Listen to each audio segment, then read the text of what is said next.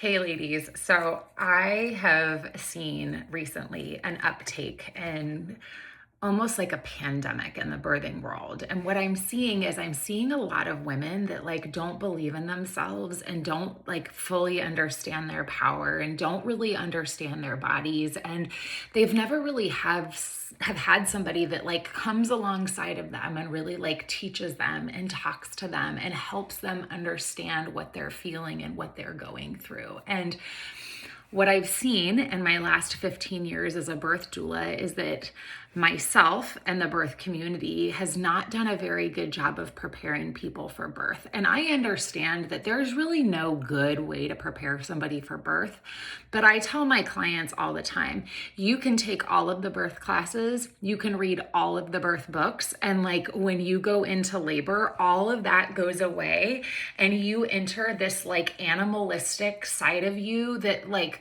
the logic in the book and the classes, like they just don't come into. And so I feel like for my last 15 years, I just haven't been preparing women how I rightfully should have. And so I'm doing my best to come on and to do lives and to do these little videos and to come in here and to tell you much before you enter labor that birth is going to be something that you simply cannot prepare for. It is something that is internal. It is something that you are going to have to go within yourself and find.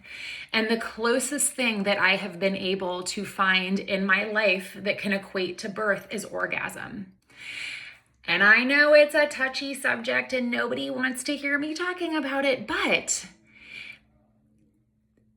if you think about for a female, I don't know how men are, but I know for me, in order for me to have an orgasm, I have to mentally like get out of my head and close all of the boxes in my head. And I have to like get into my body and I have to like feel in my body. And I have to like surrender my mental side and get into my physical side. And that's how birth is. Birth is something that you have to get out of your mind and you have to get into your body. And when you get into your body, it's a flow and it's a surrender and it's a glide and it's a ride.